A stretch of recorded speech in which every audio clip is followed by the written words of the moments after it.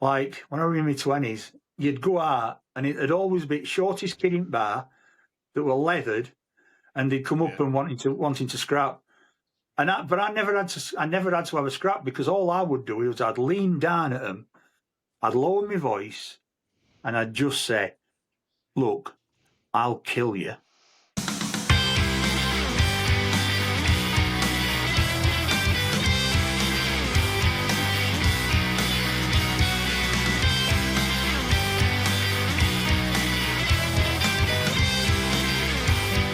Hello and welcome to Loose Women. Finally, I make a fuck up every time I introduce this pod. Anyway, today as always, we've got Chris. Right, Chris? Hello, mate. And also, we have a guest today. He's actually up on our screen. You won't see it on your screen. Big Shaun. So why did they call you Big Shaun? Big Shaun? Well, I'm 6.5 foot tall. I weigh 20 stone, and I'm just a big gobshite, basically. But I've always been big. I thought you were hung like a donkey or something. Who's the tallest? Because Charlie's fucking massive as well. I'm 6'5". Oh, he's taller than me. I'm 6'4". Oh, you're no longer the tallest person we've had on the pod, Charlie. I know. Welcome to the Funnyfarm, everybody. It's great to be here again. We're doing loads at the minute, loads of guests and stuff, aren't we? So we are. Nice to have you on, Shaun. So Shaun is a friend of mine from the comedy circuit. We've only actually met a couple of times. And what he's doing at the moment is impersonating what it looked like to be behind Thomas the fucking Tank Engine, I think. What are you fucking doing, man? Puff the Magic Dragon. You've got me fucking about with a ring light to make sure that our listeners and viewers can viewers can see us. And you've got Shaun there just lighting a fucking fire. What are you doing, man? It's to maintain a certain ambience of mystery. Yeah. Like dry ice. I feel like I'm in an episode of fucking London's Burning, mate. You know what I mean? So, Shaun, anyway, over to you, mate. Give us a bit of an intro for our viewers who don't know anything about you, who you are, what you do, and yeah, but a bit about yourself. So, my real name and my given name is Shaun Doane, Doane. It's an Irish name, and we've sort of back in day we've come from Ireland, but I'm 100% Yorkshire. You know, born and brought up in Yorkshire, but that Irish influence still comes out in a lot of things, in kind of way we were brought up. There were a lot of Sorry, I've just got to say, mate, the smoke kind of indicates it as well, doesn't it? A little bit. Yeah, leaves you scarred. But do you have any so it all base of Irish dancing? Sorry, it were all very quiet. It were all like you hear when I'm talking to Irish folk and I hear how they talk, the family talk. A lot of that is recognisable from how my grandmother and my mother talked, things that they'd say. So there were definite influence. My great granny on my mum's side, she were born in Ireland, and she came over at turn of last century. So she were the Irish diaspora. Are you born bred Sheffield lad? Yeah, 100%. Are you Sheffield Wednesday or Sheffield United? Right. So this is. I grew up in a absolute United house. First game I ever went to was a United match. I went to see them in 1978 when they knocked Liverpool out at League Cup 1-0. Gary Hampson scored. Talk about that. And then I went to Lane from being 13 to being 18. Yeah. Then I went to uni, and while I was at uni, I went to 2 away matches, one at Man City and one at Blackpool, but I never went to home matches. And when I'd moved back, I'd already got in a band. I was more interested in chasing lasses and drinking, and I couldn't be arsed with football, so I didn't go. And I didn't go to a match for probably 20 nearly 25 years. Then I met Janine, our lass, and she grew up at Hillsborough. She worked at Hillsborough. Her mother God. worked at ticket office. She cut her in half. She bleeds blue and white. And she says, "Will you come to the match?" And I was like, "Oh, I don't know." And anyway, she says, "Come to the match," and she took me on cop. We all died in the wool Wednesday mates, and they were great with me. You know, they took piss a bit, but none of them were ever aggressive or nasty, and they made me feel welcome. And I realised. Do you think that's anything to do with the fact that you're 6'5" and 20 stone? Could be, but I think it were all because they knew. I think a lot of it was because they knew I was seeing Janine, and they knew I was looking after her, and I weren't a dickhead with her. So I think that mattered a lot. But you know, they were sound, and what I realised is it's different colours, but the feeling of being there, it's just like being at other end. It's same pain, same misery every fucking Saturday. Same open expectation that kills you, and so it felt very, very similar. It's only colours and songs that were different. And to be honest, I went for 3 seasons with Janine to Hillsborough. I never really switched allegiances because there's still that young part of me that went at Lane. So these days I don't go either because I've got much better things to spend 50 quid a week on. Yeah. So you've gone. What would you class? You class yourself as Wednesday though? I would class myself as a follower of Sheffield football because I've been to see Sheffield FC as well. So I'm interested in football in Sheffield. I like to see them all doing well. I'm gutted for Wednesday because it's not about the team or manager. It's about the fact that they've been shagged over by a dickhead of a chairman. But you know, same thing. I mean, for Wednesday, pressure's off. They know they're down, so they can just go out now and have a laugh with it. It don't matter if they lose every other game; they're still going down. But they can now go out and start going. Well, we don't have to be restricted. We can play like we want. We can start knocking it about a bit. We can start like throwing caution to the wind. And I think for United, they're trying to aim for playoffs. So there's a lot more pressure on them to perform. Yeah. Cool. Okay. Even though they're in a better position. Cool. I mean, I'm Forest, and Charlie is obviously through and through Everton fan. Yeah, but fuck off. Yeah, I'm a supporter. My mum, you know, you're saying like you're a supporter of like Sheffield football. My mum classed herself as a Livertonian. She used to call herself a Livertonian. Livertone, nice. Yeah. Yeah, because she support whoever was playing at the time. You know what I mean? She was a Livertonian. I mean, my dad and my uncle Pete. My dad were a Unitedite. Pete were a Wednesdayite. But they used to go together, and they'd go to Hillsborough one week and Bramall Lane next. Both of them. Yeah. And they both enjoy watching other team. So my brother and his best mate from college, they were the same. Our kid's a Unitedite. Paul's a Wednesdayite. They used to go to each other's games. I think the rivalry is great. It's fun. It spills all sometimes into, you know, violence and unnecessary nastiness. But that's a lot less than it used to be. Most of it now is, you know, just taking piss out of each other. And what kind of mates don't take piss out of each other? That's our love language. Well, that's what makes the world go round.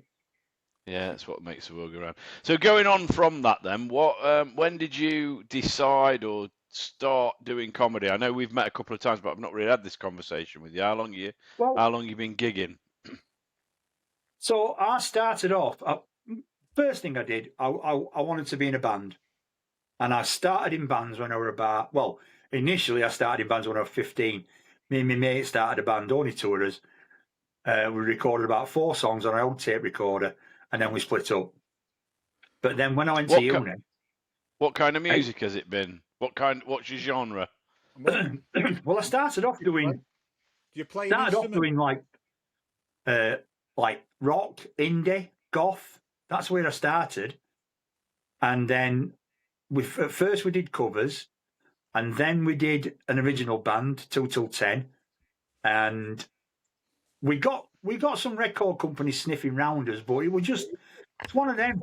We were the stuff we were doing were great, and we had a good following, but none of record companies were looking for that specific sound at the time. 5 years later, if we'd have started 5 years later, that's what everybody were doing. I remember my brother saying, when one of Manic Street Preacher's albums come out, and he says, "Have you heard new Manic's album?" And I said, "No, not yet." He goes, "Listen to The Convalescent." He says, "It's fucking 2 Till 10. He says, "They must have been listening to you." And I was like, Jesus Christ. So, it's a real big luck thing. So after I finished in that band, started another one. That went on for about 4 years. That sort of fizzled out. And then at that point, I was 30. And I thought, 32. And I thought, well, that's it. Music's done. And I kind of settled down back into just doing my day job and trying to cope with a psycho wife. Still with her? No, God, no. God, no. That ended a long, long time ago. Is this a different one to you were just talking about? Yeah, this was the first one. I don't mind talking about it. It was. Is it? Did you say Janine? Is that who you with now? Yeah, Janine's Mrs. D. Janine is the one.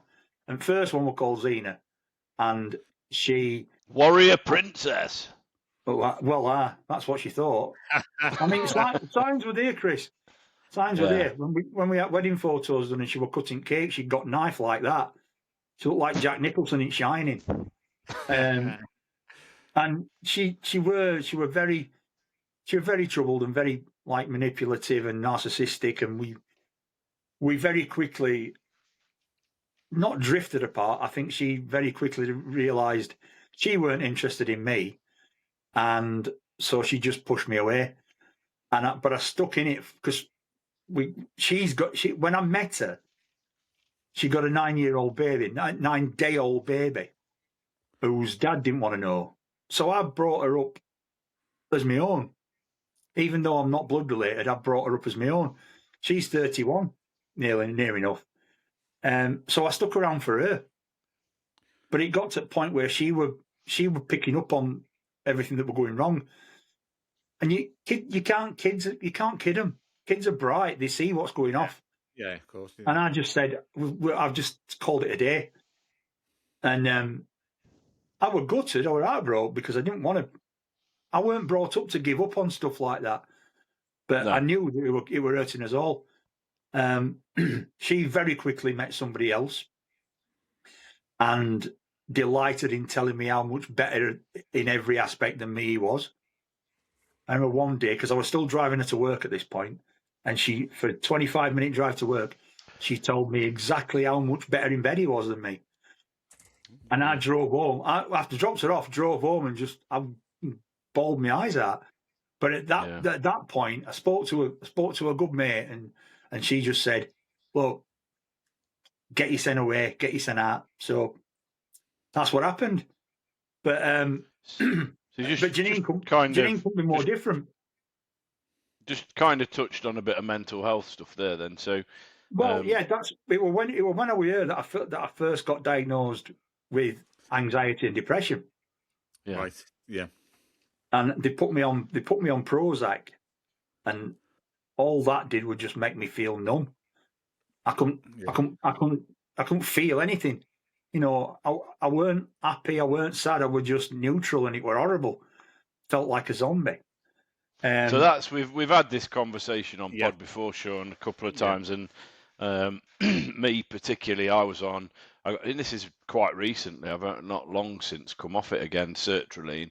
And that I couldn't do comedy when I was on that. It was just all my creativity dried up. So how long have you been doing comedy for then, Shaun? So we've got interest in what you're saying, but we're obviously just trying to keep it a little bit more. Can I just ask before you go on about your comedy? Are you still on Prozac now? Are you still on medicine now for your? I am still on. I'm still on meds. I'm on citalopram now. Right. Yeah. Okay. I've not tried sertraline, and I don't think it'd suit me. But outside Teleprom's working, it's keeping me good. Yeah. But yeah, I mean, in terms of how I started comedy, I stopped doing music altogether for a while, and then I joined this ukulele band.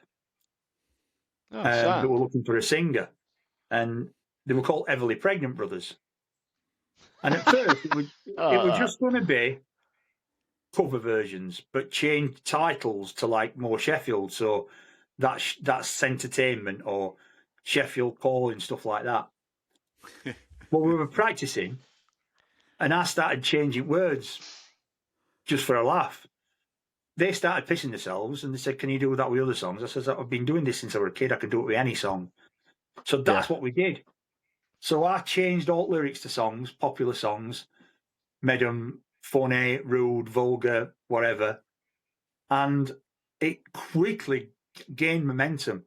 And at the time, Toby Foster from Last Laugh Comedy Club, Toby were in band. Oh, really? And he saw the potential. And he said, well, why don't we do some gigs at City Hall, at Memorial Hall, on a Thursday night, once a month, and see if it builds up. Is it Last Laugh he runs?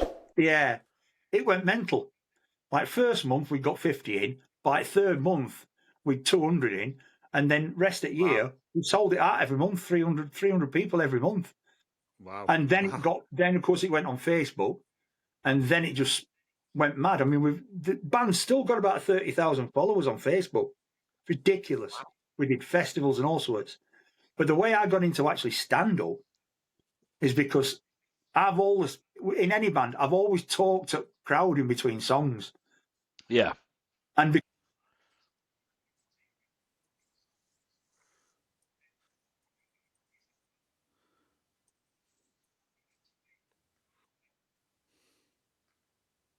oh, sorry about that. Don't know what happened there. So yeah, that's all right. No worries. You still came through to us. Nice one. So yeah, so they'd get fed up with me talking in between songs, rest of the lads. And I remember Toby just said, right, no, yeah, he goes, right, why don't you fucking write this down and come and do some fucking stand up? And I went, well, I'd love to. I've always loved comedy. So he started me off. This is back in 2010, 2011, might have been 2012. And he started me off guest MCing at Lescar. And I did that for a summer. Probably only did about 10 or 12, but I met loads of circuit comics. Some of them that were really new, some of them that were established. So people like Mick Ferry, Nina Gilligan, Simon Wozniak, Matt Reed, folks like that. And I made friends with them because I find it easy to make friends. So then, very nice bloke. So then I did some other gigs. I did my worst ever gig. Got booked to do 20 minutes for England cricket supporters at 11 o'clock in the morning before they had a drink. Oh, right, okay. I lasted about 7 minutes and then walked off to my own footsteps. I've done quite a few football gigs. I've done like a couple of award nights. I've done a night with fucking hell, what's his name now? Mark Crosley. Former Forest goalkeeper. He's a great guy. And I've done loads of like football gigs.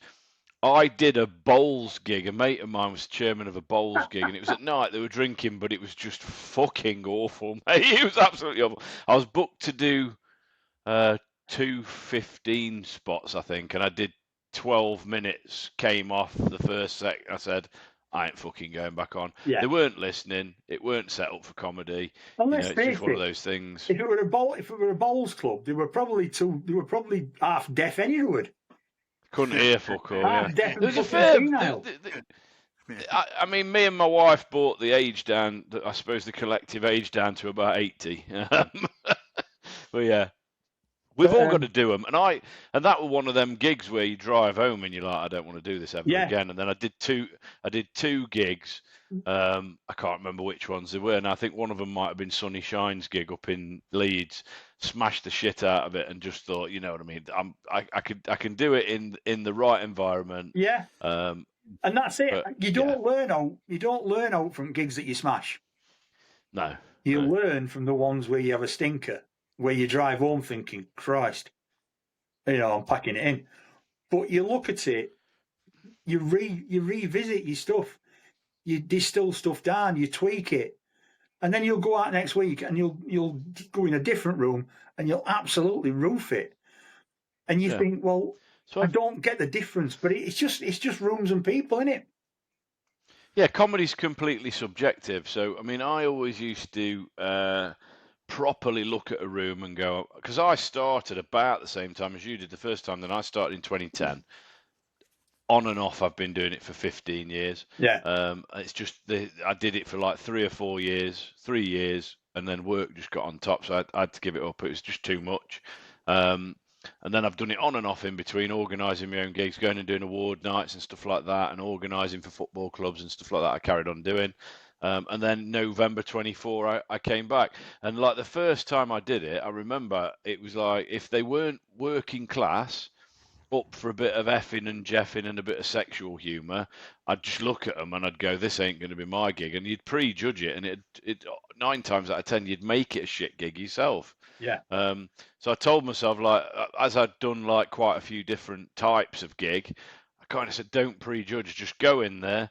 And if it's young students, I do well at the Canal House in Nottingham, and that's full of students. I've done student gigs at Derby and Nottingham universities, do well there. I've done in the middle of villages where the farmers or well-to-do's rich. I've done all right there. You just don't prejudge, but then you can do the same gig. You can walk in and go, this is the same kind of people that I gigged to last night and absolutely smashed it. And just all of a sudden something just doesn't click, and they don't click with you. Well, it doesn't work. Case in point, other week when I did, or the Thursday when I came down to Pinkston, and I thought I did okay, but I didn't feel like I smashed that gig. I felt like there were some of my stuff that I was doing, especially Undertaker stuff. It didn't go over. They didn't like it, which is fair. Some people don't. I know that splits a room. But then I went to Chesterfield, and I didn't do that, but I did some other stuff. But it was still similar kind of material, dark, sweary. And they absolutely loved it. And there were a lot more younger ones in there. But it's just, I know I've got in the arsenal enough to do a full, well, at least 25 minutes now with all the stuff I've got. And because I'm getting booked for 10 spots, it's like trying to judge which of that material is going to work best. I love MCing. I really love MCing because that gives you a chance to do your crowd work, banter with audience, and also you're helping rest of comics out because you gain them all that information to play on when they're on, and I love that. Which is why I started. I started running my own night. Is that the role? Is that the role that most comedians like MCing? No, don't hate it. No, it's it's a mix.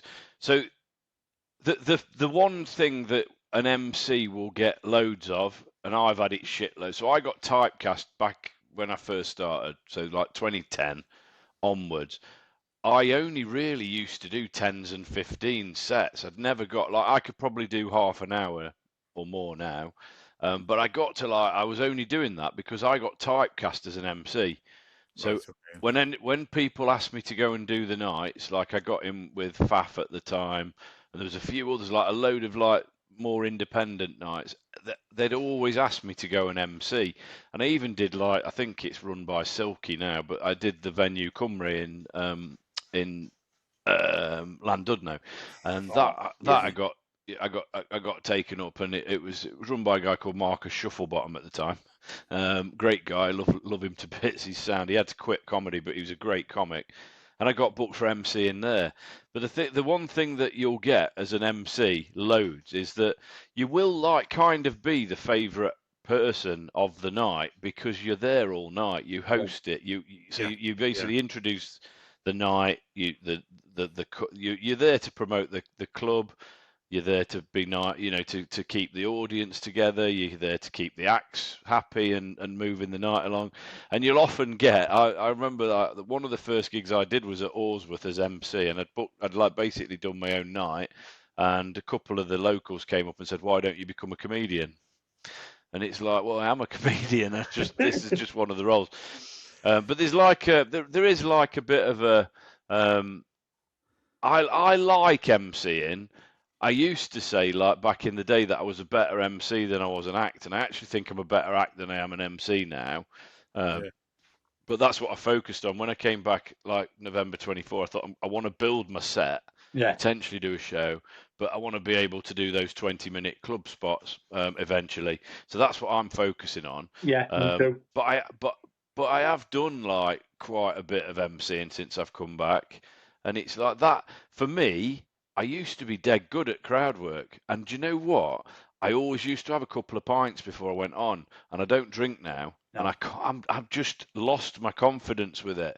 So I've got to build that back up. And my set's really conversational, so I talk to the crowd a lot when I do my set. I'm constantly picking on a few people and talking to them and everything like that.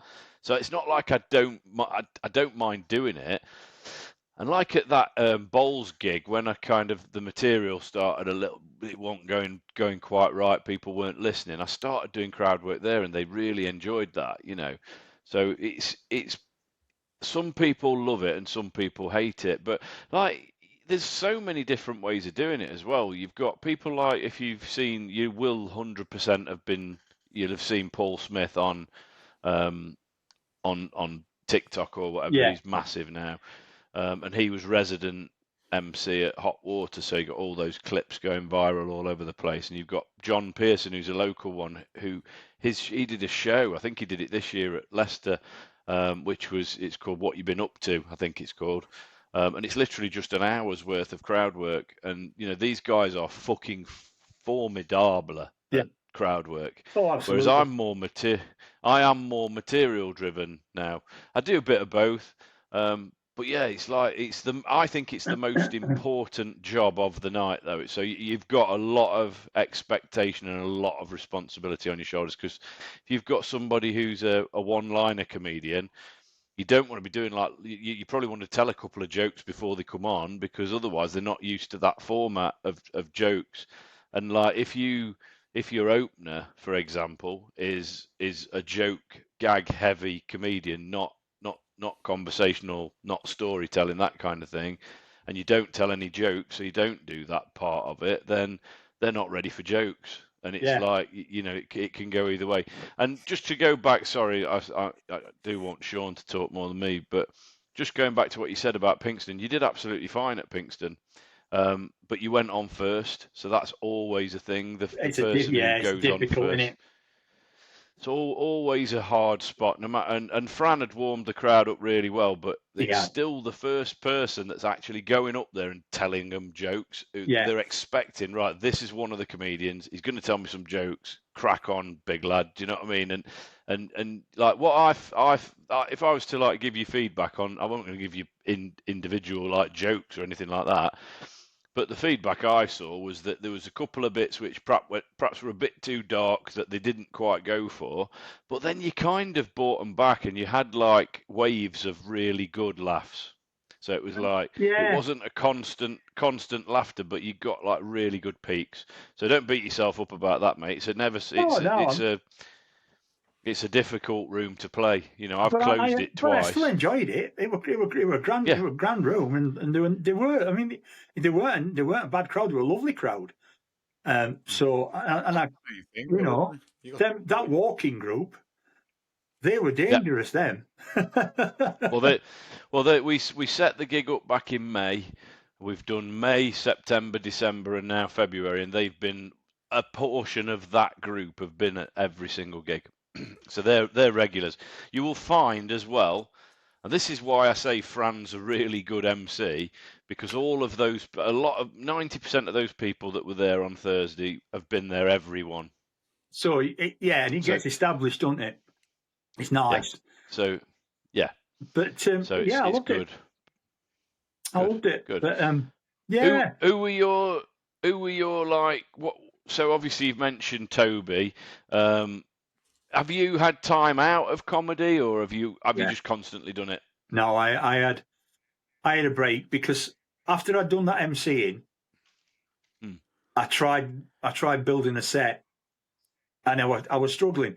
My problem was when I first started MCing, I tried to put too much material in, and I had to learn to turn that off and just concentrate on warming crowd up and doing the MC job. So then when I did go out and try and do sets, I'd forgot about doing crowd work, and I was just trying to be like, I'm a storyteller. I like a build up, and it was just difficult. But I did it for sort of 3-4 years, on and off. Weren't doing many gigs, but I'd take a gig where we were about. But we were about the same then, yeah. But then lockdown, my mum died just before lockdown, and the year before that, I'd had a proper 2017. I had a proper breakdown because I was working as a funeral director, which I did for 5 years, and I loved it, but it's such a stressful, pressure job. I weren't strong enough mentally to cope with it, so eventually it made me ill. And can I just ask? Sorry, Shaun, to interject. Where did the pressure? I always think like being working as an undertaker is like quite calm. On the surface, it is, because that's how you make it look.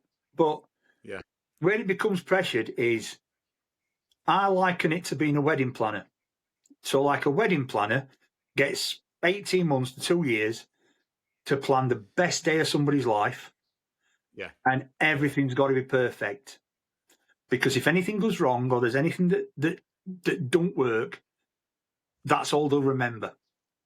And you've let them, and you've let them down because you didn't get it perfect. Funeral directors got 2 to 3 weeks to plan the worst day of somebody's life, and it's just as important, if not more important, that everything's perfect. And if anything goes wrong, that's all they remember, and you feel like you've let them down, and that's where you put pressure on yourself. Plus, there were all the business of being on call. You know, you're working ridiculous hours. So when you were on call, like, you'd be working 8 in the morning till probably 8 at night, and that'd be 7 days a week. Is it good money? I always imagine it's not. I always imagine money it's not that great. was pretty good. I mean, if I'd have stayed there for longer, you can get to a point where you'll be in higher tax bracket. Let's put it that way. Right. But I was still in ordinary tax bracket. But I was earning a decent amount of money, and you got your bonuses for being on call. You got an annual bonus. You know, it were good. Because I was working for Co-op, and they were really good. But things started changing, and they got a new head of funeral care who'd never done a funeral in their life, who'd come from retail, from supermarkets, and their entire focus was on selling, upselling. Yeah. We need Joe here for the supermarket. And that's when it altered. So you went from looking after a family to trying to upsell them, trying to sell them the most expensive coffin, getting marked on how many limousines you booked for each funeral. And I hated that. Wow. I really hated it, because that's not what I signed up for. Yeah. And it started, and I just fell apart. You got some good material out of it, though, didn't you? Got some good material. Some great material. You told a couple of jokes on Thursday, didn't you? I think as a comedian, right? And I'll just quickly interject, and then you can, obviously, talking about breakdowns and stuff like that. I don't want to try and lighten it too much, but we do want to kind of make it a bit light-hearted. But like everything that goes wrong in a comedian's life is like an opportunity, isn't it, to make people laugh on stage. Yeah. And it's it is what it is, I suppose. And you did 5 years of it. So was it at that point you were doing it through COVID? No, I quit in 2018, and then I worked for on phones for a camping and tow bar fitting place. And that's weird. Yeah, that were a laugh. I did some care work. Yeah, I think he's dropped off. I did some care work. He'll come back. He'll come back if he wants to. I did some care work before I went for 100 I did some care work for vulnerable adults, and that were hard. I didn't last very long doing that. And then I went to work for a solicitor's firm, again in a call centre, and I were enjoying that. But then, right before lockdown, my mum died. Well, 2 weeks before lockdown, actually on our lass's birthday. And although me and that must have been tough at that point, and because because I was just about at that point I was just about getting myself back to not normal, but I'd kind of got through worst of my breakdown. But then my mum, like I said, my mum died, and the firm I was working for at first were really supportive, but then it's lockdown, and they co-opted us to work on a scheme for RBS, working on mortgage holidays and stuff like that. I hated that. Yeah. I hated being the one that had to tell people, no, you can't have a mortgage holiday, even though you're not earning and not working at the minute. And again, I'd not processed my mum dying. I had another massive breakdown and ended up leaving there. And then that's when I started at Aviva. And I've again, since I've been there, I've had a couple of wobbles. I've had a couple of nasty breakdowns. I've had some disciplinary issues. I think it's a fair point to come in here and just kind of say, like, if you suffer with your mental health, people listening, watching, it seems to be like a reoccurring cycle. Yeah. And I think that people who suffer with mental health issues, as much as this is going to sound weird, we're the most positive, forward-thinking, resilient people you'll ever meet, right? Because you've got to be. You go to the depths of depression, suicidal thoughts. Yeah, I've been there. Loss, self-doubt, low self-esteem, all that kind of stuff. I mean, but hey ho, there's three of us on this call now. We're still pushing forward, aren't we? Yeah, even now. I mean, throughout my life, because I were always, even when I was like 5 years old and first went to school, everybody else is like normal size 5-year-olds. I was 5 foot tall. I was going to say you look like a 25-year-old. Well, I weren't fat at that point, but I was just head and shoulders above everybody. Then I started putting weight on, and then through my like early teens, I was just this big fat lad, and I've never been one for fighting. So I used to get the shit kicked out of me every day by lads that were like 5-6 years older, and I couldn't turn around and say pick on somebody your own size because I was bigger than most of them. But I've never been. I ain't got that nasty streak in me to hurt anybody. But when I turn probably 15, a good thing. It's probably a good thing, Sean, because I think. I mean, being 6'4", like growing up, and just like being 6'4", even when I'm older now, people just try and have a pop at you because you're big. Yeah, that's it. And it's always like when I was going out drinking when I was younger, like when I was in my 20s. You'd go out and it'd always be shortest kid in bar that were leathered, and they'd come up and wanting to scrap. But I never had to have a scrap because all I would do was I'd lean down at them, I'd lower my voice, and I'd just say, "Look, I'll kill you, and I'm not serving time, so you can fuck off." And 99 times out of 100, they did Scarpa. Yeah. The one time when they think, all right, I'm going to have a pop, that weren't going to end well for them. And I will defend myself if somebody attacks. But I'm not an outwardly aggressive bloke. But when I was 15, my mother said, "Look, Shaun, you need to stick up for yourself. We're not all that's going to be here to stick up for you. You need to stick up for yourself." And it was one day at school, this kid would just using me as a punch bag, and I just smacked him just once. Broke his nose, claret everywhere. They had to take him to hospital. And then in summer, this kid that lived near us always used to be a little shit house with me. And one day he was picking on me and picking on me and picking on me. And I just chased him round block, got him up against this wall, and I pummeled him. And his father come down to our house, knocks on the door, and my mother goes to the door, and he went, "Maureen, your Shaun's hit our mark. Your Shaun's hit our mark." And my mother just went, "Well, because he's done not but make his life a misery for 2 years. This is about time he did stick up for his sin." And after that, he deserved it.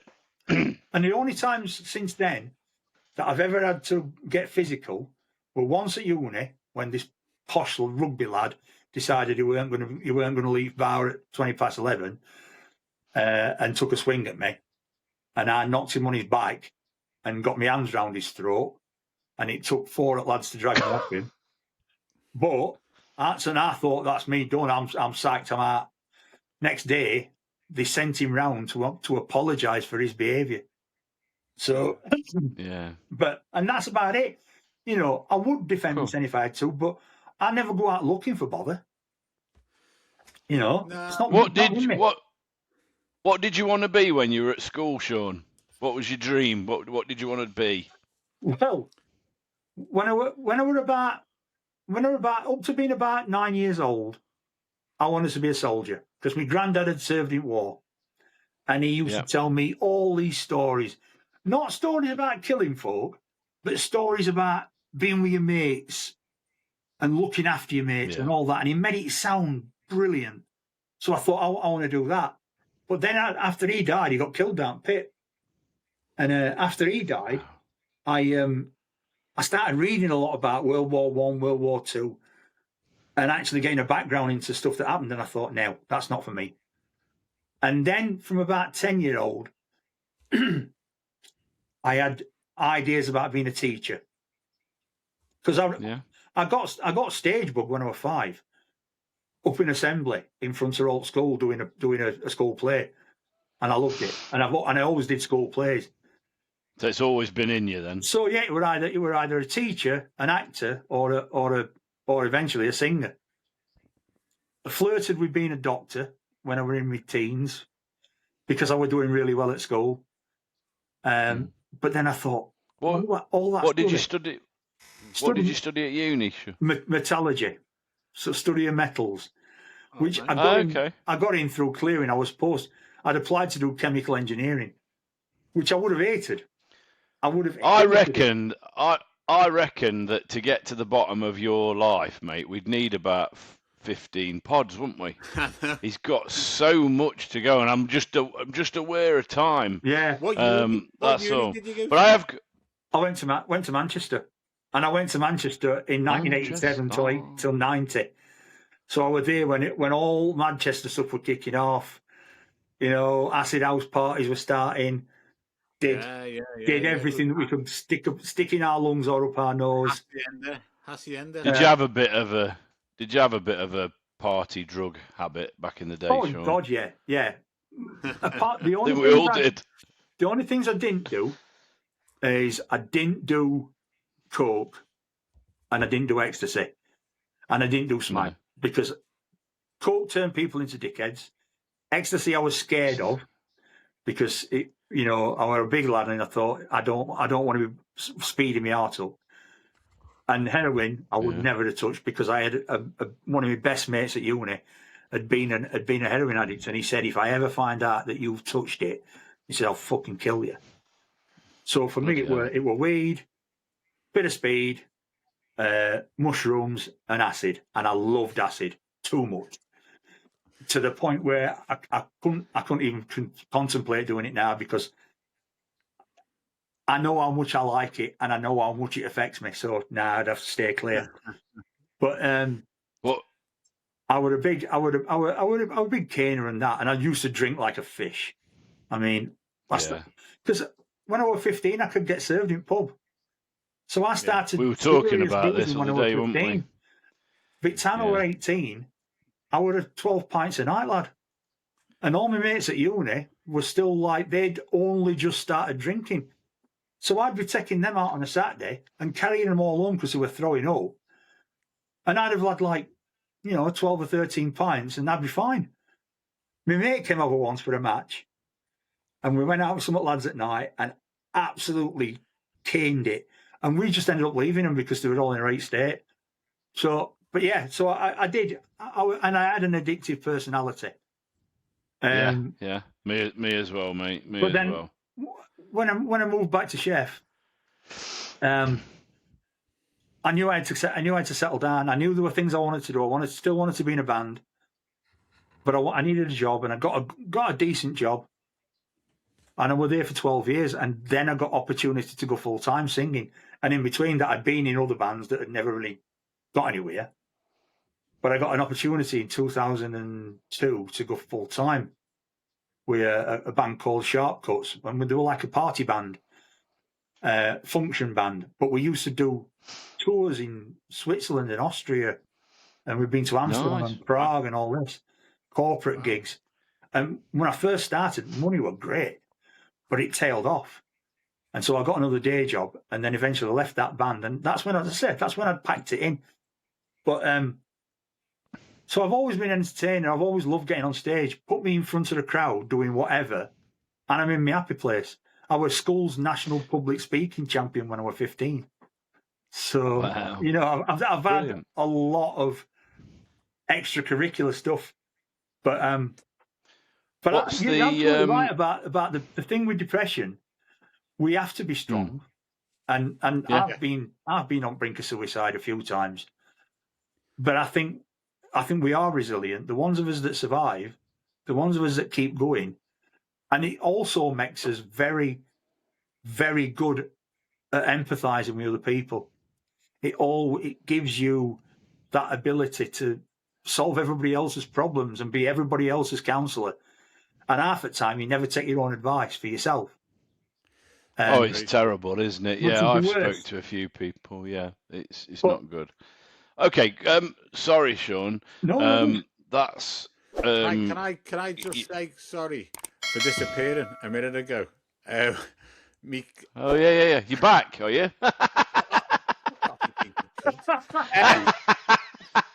We'd not noticed, had we, Shaun? I had. I'm nice, mate. I dropped the book. I dropped the book on my button and it turned my computer off. Oh, Jesus. Really? How does your Coke keep filling up, Shaun? That's like it's never. Well, this is actually Kinney Zero. It's the top selling soft drink in Malta. What is it? And I fell in love with this first time I went to Malta. It's like a bittersweet orange flavour. Right nice. It's black. It's black. It's brown. It's brown. Yeah. But you can get it. You can get it through Amazon. So I order it through Amazon once a month. Cool. Nice. I've got a couple of quick fire, not questions, just bits.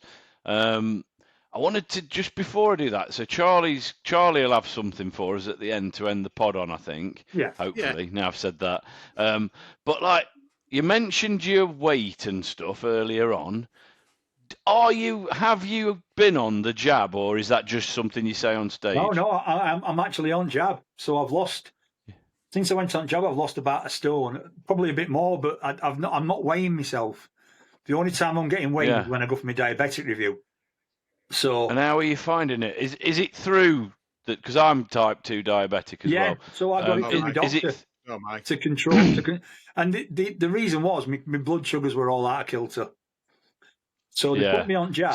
So I've had to go and have mine redone because like the last time they were high again, and I'm fed up, mate. I've had it since I was 14. I've tried to do it since So 6 years I've been trying to control it by diet, and I've been in and out of remission. And I just think when I'm not in remission, I must be doing loads of damage to my body. So I'm going to try, and if I'm still there, I'm going to use the medication, I think. Oh, definitely, mate. As I say, I'm on metformin. Yeah, I've been on metformin for 16 years. Wow. What's the other one?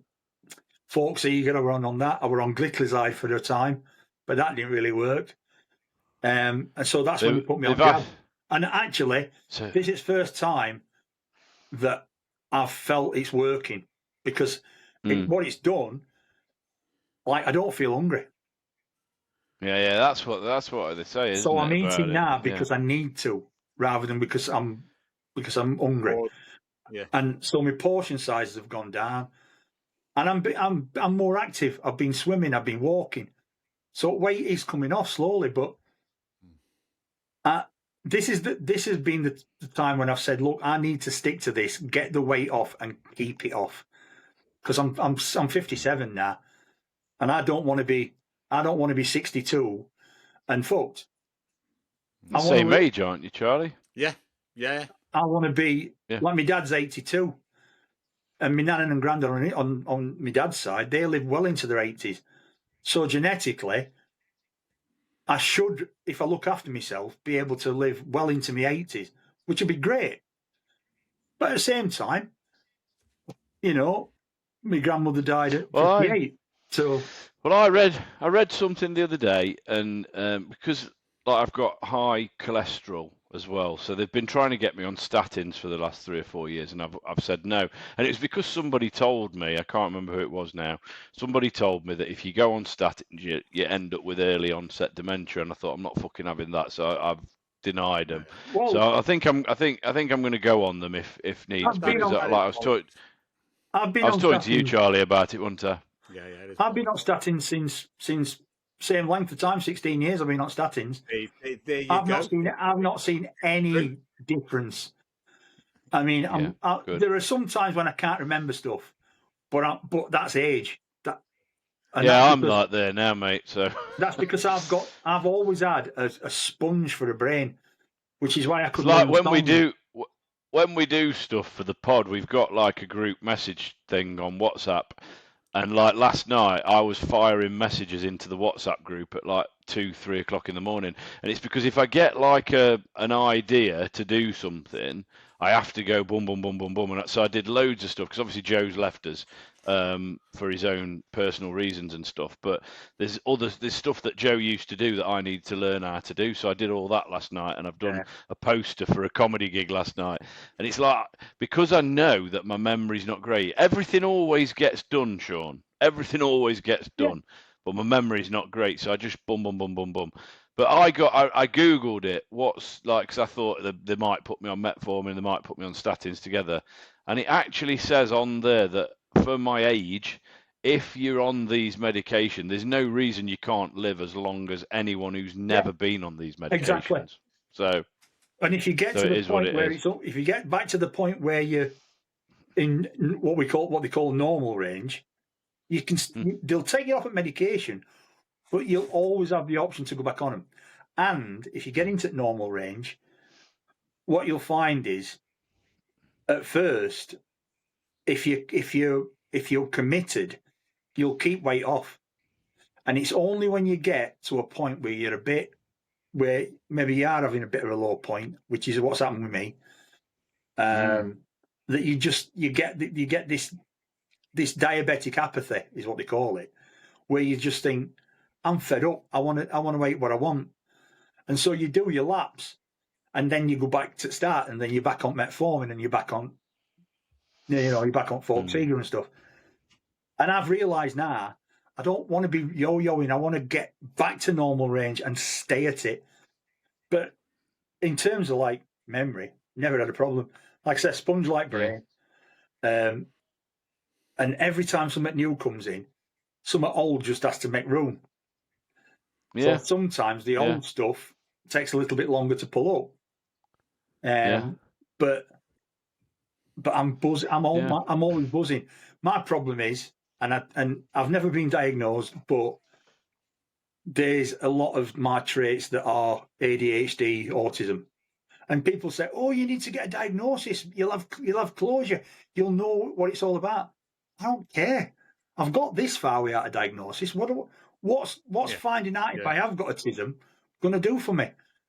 I don't give a fuck. Well, the only thing it can do, and this is like where we got to with my missus, she's just been diagnosed ADHD, and it's like she's on the waiting list to get the medication for it, and so it could change you if you start taking the medication. But I mean, the main problem for me is that I can't sleep. Thing is, I think when you don't, probably the medication for ADHD ain't going to help that, is it? Because it's basically amphetamine, isn't it? Exactly. I think it has the opposite effect, though, doesn't it? So it's like if you are ADHD, it doesn't make you want to dance all night. It does the opposite. So, but yeah, I think there's a lot of it about now, isn't there? And it's like I'm pretty sure I had ADHD before it was cool to have it, and I'm not bothered if I haven't got it. I haven't got it. If I have got it, I have. And that's what I said to Jane. It's like, what does a label really do? You are Jane, and the way that you are is what makes you Jane in my head. And Exactly. there's no need to change that. So anyway, just a couple of quick bits, mate, before Charlie takes over. Who's your comedy hero? Bill Hicks. Bill Hicks. 100%. Nice. 100%. Worst thing that ever happened to him, dying. Because if he'd have been alive today, he'd have been absolutely banging it. He'd have been best comedian on planet by far. Yeah. Good choice. Favorite band of all time? So Charlie, you can answer these as well. I would say I've got a top 5 because I can't narrow it down to one. So top 5. Top 5 is Faith No More, Big Country, The Cult, Pink Floyd, and I would probably say I'd probably have to say The Jam because I love The Jam. They were great. Oh, The Jam are good, yeah, very good. Yeah. What about you, Charlie? Who's your favourite band? I like a few of them, but I think you mentioned the Manic Street Preachers before. They're pretty good. They have, you know what? And you go and watch them live, and like what's that? The guy's the lead singer's name? Oh, I forgot James Dean Bradfield. That's the one, James Dean. It's like James Dean, famous actor, isn't it? But he even says, you know what? We've written some shit, but we have got some fucking good ones as well. Yeah. You know, they're a great band live, and yeah, like every album. There's only like 2 or 3 of their albums where it's all killer. Everything Must Go were a brilliant album for that. This Is My Truth, Tell Me Yours. I thought that were really good, and I think the one Rewind the Film. Thought that's a really good album. Others have it's a miss. And most of it's good, but James has written some fucking stinkers in past. Oh God, yeah. But he's an amazing guitar player. I saw Richie Edwards in Budapest, actually. I tell you what, I wish. One of the things I wish for is that that actually would turn up and go, ah. Yeah. I think he's dead. I think he's dead. But he's not going to. Yeah. Yes, cool. So go on, Chris, and just so who's your favourite comedian of all time, apart from me, obviously? You know what? I'm funny with my comedians because like the pun. I'm funny with my. Yeah, very good. Everybody goes on about Ricky Gervais and all. I can't stand fucking Ricky Gervais. Got to say. Oh, I love Ricky. Well, no, I do actually like him now because I've watched a little bit of his stuff. But I used to love Sean Locke. I think he was brilliant. Oh, Sean Locke, class. Yeah. Class. Yeah. Absolutely. Can't argue at all with that. No, absolutely. Again, so tragic to lose him so young. Yeah. And Sean Hughes. Sean Hughes was one of my favourites, and again, he went far too soon.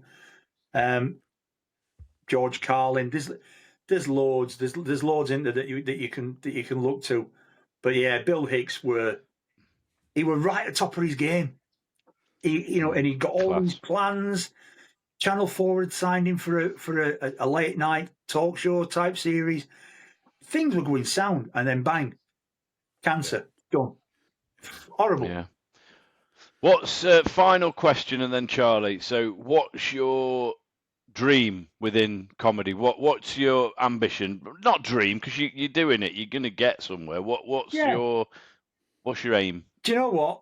If I can make a living off it, if I can get to the point where I'm every weekend doing headliners, openers, MCing at some decent venues in front of a big crowd, that's all I want.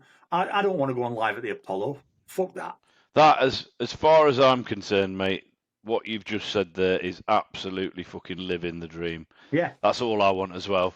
You know, I mean, acting. I do. I want to get somewhere with acting. I'd like to get some TV parts and stuff like that. But within the realms of comedy, I'd just love to be a weekend club comic, just playing to normal people every night of the week. That'd be just brilliant for me. But cool, right, Charlie boy, thank you for that, Sean. You haven't asked me what my dream is in comedy. Well, you need to write. I know what your dream in the interim should be. It should be to write some better jokes. well, actually, write some jokes that are yours. Oh, fuck off! They are, old man. Because you have to do. You have to do that, you know. You can't just nick other people's jokes, take them out of crackers. You've got to write jokes. Right, sure. Can I ask, have you done any research? Have you listened to our pod? I've listened to a couple of episodes, actually, yeah. So, right. Good You're lad. the first person who has, first guest who has. Yeah, and I that's why I'm really interested about coming on, because I like that balance of, you know, you talk about some serious stuff. You do talk about what it's like being how we are, but at the same time, there's a lot of humour in it, and it's like you said, it's like being down pub with your mates. It's great. Yeah, that's how we want it to be. That's how we want it to be. That's exactly what our aim was. You'll know all about the Animal Showdown then. No, I don't think I know Animal Showdown. I didn't watch that episode. Go on. Hang on a minute. It was Have a Word I watched. Tell me about Animal Showdown. Well, you got to listen now. Pay attention, Sean. Pay attention. Welcome to the Funny Farm, the lads are causing harm, talking shite but full of charm. It's the Funny Farm Showdown. And welcome to today's Funny Farm Showdown. And today's category is animals most likely to work in a call centre. And we had this one before. Now, you say that every fucking showdown, you say that. They're all similar. No, we've not had this one before. You're so Sean, you can pick. You can pick any animal you want. I'm sure Charlie's going to say I'm not allowed to pick anything that's got legs, anything that swims, anything that flies. He always says. I've been working in call centres for like a long while. This is right up my street. This one. So most likely to work in a call centre, snakes. I worked in a call centre for a bit, and I can concur. There you go. Why? Cool. Any particular Is that because? Reason why? Because there's a lot of people that do well in call centres who are absolute snakes, and they'll stabbing it back.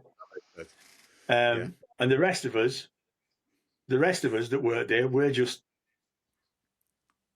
pigs, dogs, and sheep. You have morals. It's like Animal Farm, you know, except we're not the pigs. We're the horses and the cows. Yeah. We work, we do our bit, and then we get our pay and we go home, and we try and do the best we can. And then you get some more pigs who try and slack off, do as little as possible, and then get the glory and you know, go for team leader jobs. I don't want to be a team leader. Fuck that.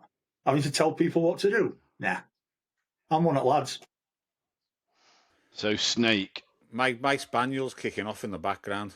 And that's not a euphemism for anything, by the way. So I'm going to choose dog, and I'm not going to pick a specific dog. I'm just going to choose dogs in general. and this is from a very personal perspective, because whenever you ring a call centre, there's a lot of fucking this, but not a lot of understanding. And dogs do a lot of fucking that. Yeah. But I can't understand I what they're think- saying to me. Yeah, there's And I'm not being racist. I'm not being racist. That I don't mean. I know exactly what you mean. I know exactly what you, You know mean, what I mean? because I see new people come in that are like straight out of school or straight out of college. Yeah. And they're Shit, I just lovely. realised what I'd They're said lovely people, and they want to do the best. But some of them, and with that, some of them haven't got life experience, and I don't know how good their education were, because there are some of them that can't spell, that don't understand basic concepts, and so you're constantly like having to explain stuff. I was lucky. I when I joined, I'd already been doing it before, so I'd got a good idea of what was going on.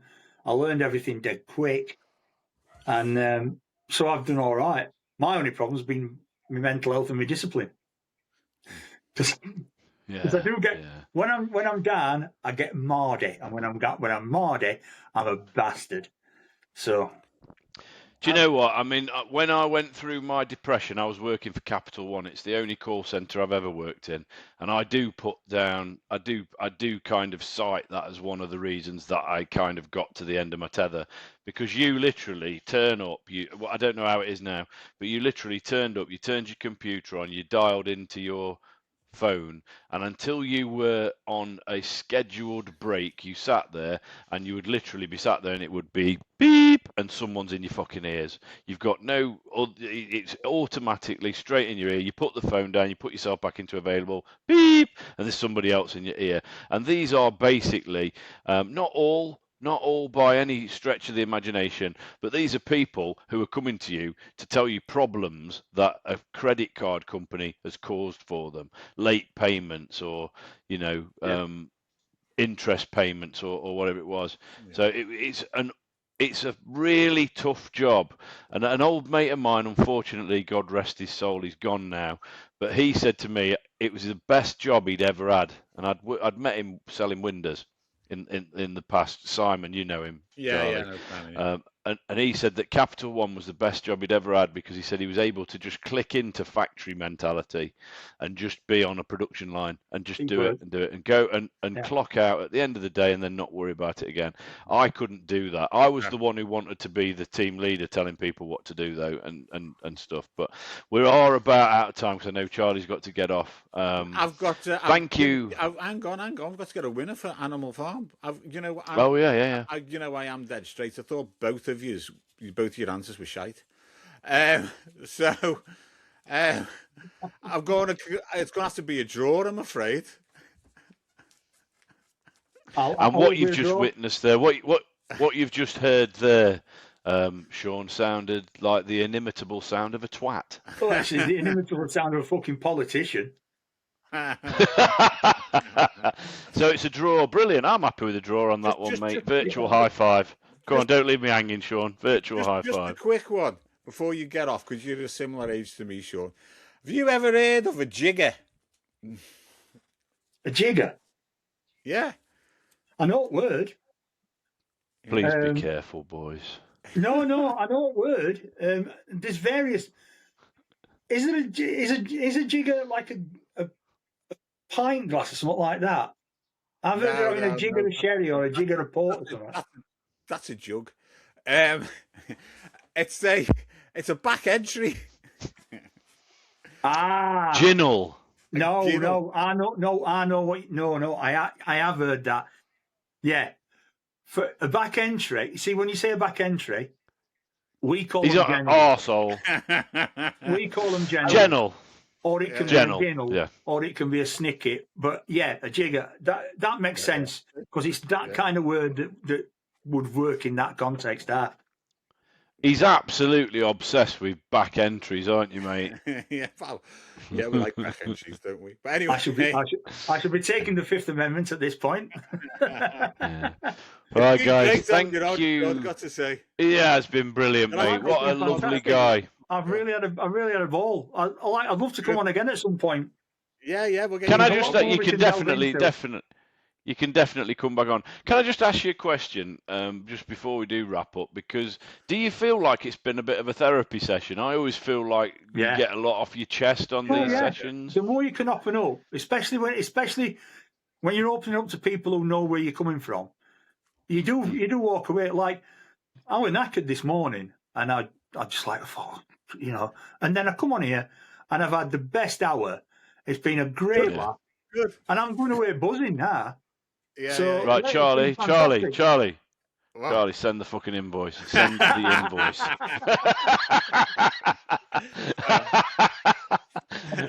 Right. People, it's been You're not absolutely fucking fabulous qualified. episode. I've got a degree in psychology, actually, myself, so I'm a little I've bit. got a degree in Well, jiggers. that's And he likes a jigger. Brilliant. Shaun, have you got anything you want to promote or anything like that at the moment? I know you've got.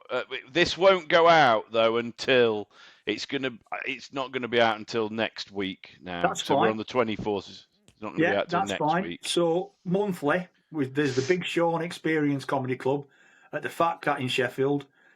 This month, which is Thursday, we've got Rob Mulholland on. Coming up in future months, we've got Eddie Brimson, Lou Conran. We've got any chance you might have Chris Richmond on that list? Like I say, I will. I'll fire you some dates, mate, because definitely want to get you on. But we've got Hattie Preston coming. We've had Mick Ferry. Oh, she's brilliant. Nina Gilligan, Sol Bernstein. But what I like to do is I like to get an opener and a closer that are quality circuit comics, and then in middle, I like to have two that are at such the same level as me that are pushing to get on weekend gigs. And we've had some fantastic guys in middle. We've had Russ Cuts on. He's somebody that's really up and coming. We've had Callum Schooler. He's fantastic. Got James Smith this time. Callum's coming on the pod. Yeah, Callum he's got a story to tell. In fact, last night he did Derby New Actor Year, and originally he didn't get through. But then they've messaged him today to say he has got through because one of other acts has been going longer than 2 years. So he's through to semi-final. So good on him. I love Callum to bits. So great nice kid. Good lad. So that's a monthly night at the Fat Cat. It is. Anything else you need? I'm in Nottingham next Wednesday. I'm at Juice Bar in Nottingham doing Funny Sods. 25th, I'm at the Canal House. 25th of March, I'm at Canal House. I've got a couple of other gigs coming up. There's one in Sutton in Ashfield on Friday. That's one of Deb's gigs. And then we're doubling up with Sheffield Tap, which is in Hillsborough Tap. So there's plenty going on. I'm pretty busy. Is that Ollie's gig, is it? Ollie's that one's gig? That one's April. Is that yours? That one's April's. Okay, cool. So there's loads and loads of stuff happening for Big Shaun. Hit him up on. Throw all your stuff on. Socials. Oh, and there's a podcast. Well, there's two podcasts. One is the Big Shaun Experience podcast that we do when we can because my co-host suffers from chronic pain and sometimes she's just not well enough to do it. But then I've got the other one, which is 3 Men and a Bit of Gravy, and that's me, Ollie Clark, and Kane Bruce. And that is good, guys. We've done 2 episodes, and that's going to be a right laugh. That good. But you can find them all on YouTube. Excellent, cool. Okay, and for ourselves, if you want to write into us, it's hello@funnyfarmpod.co.uk. We are on Patreon. I keep pushing this. It's £3 a month. It's less than a coffee a month. If you want to see early access, there'll be early access to all guest and weekly pods. And we will also be doing... We need to figure out how we're doing this. Me and Charlie are in discussions at the moment, but we're going to be doing Patreon-only episodes. Weekly. I'll have to get on Patreon then, lads. Yeah, get on Patreon, mate. Please, that'd be lovely. Spread the word. Spread the word, mate. Hey, I will, mate. No, honestly, I'll get on my send, but I'll I'll push it for you as much as I can because this has been brilliant. Been really good. Well, Good. that's great stuff. Anything else, Charlie, before we wrap? No. I've got to fly. That's about it. That's I'm going to brilliant. shoot off straight away. So brilliant. See you later, guys. It's been Take it great. easy. Nice one, lads. Look after yourselves. Thank you ever so much for listening, watching, whatever you're doing, and take care, everybody. Thank you. Thank you.